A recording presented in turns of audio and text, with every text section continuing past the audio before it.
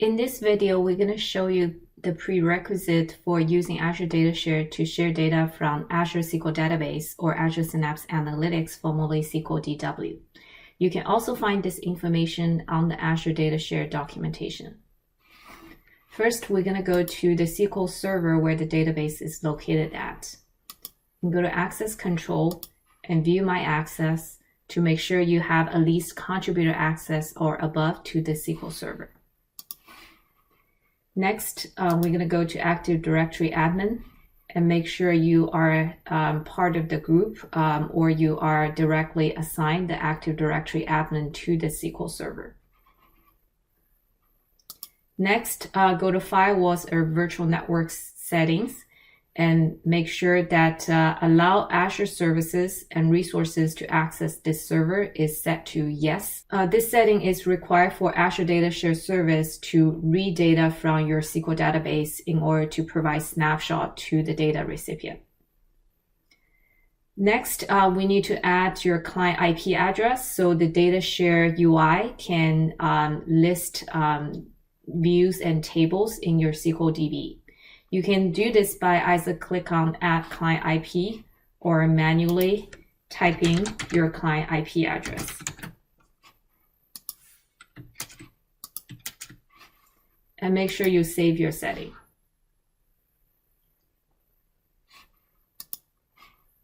Now we can go to Azure Data Share to share data.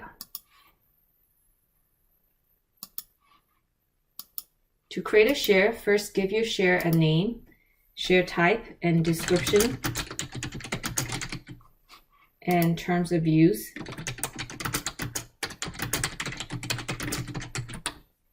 Descriptions and terms of use are optional. Next, we can add the data set, and I'm going to select the SQL database, and it works similarly for the Azure Synapse Analytics, formerly SQL Data Warehouse. First, select the SQL server and provide your login credential.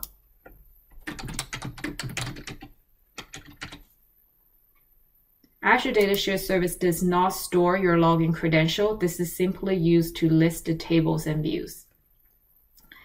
Next, we need to run this script using Azure Active Directory Admin permission.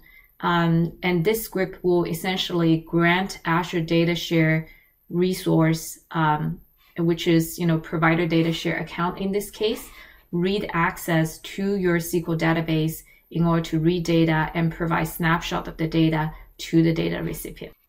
I can copy this script and go to my SQL database and select Query Editor.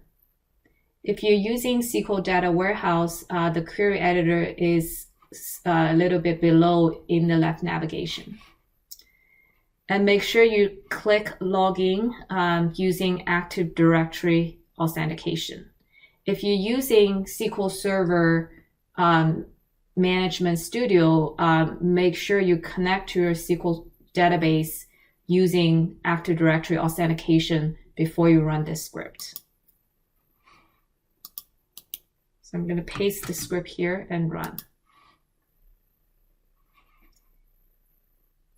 Okay, it's successful. So now Azure Data Share resource have read access to read data from your SQL database in order to take snapshot.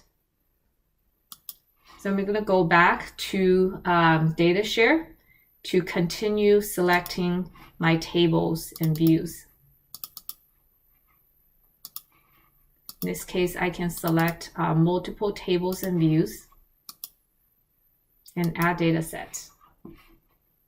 And next, specify email address of the recipient who you want to share data with, and make sure that this is the email address of their Azure login and not their email alias. And you can also specify a snapshot schedule to provide regular updates of the data, and currently only full snapshot is supported. And create.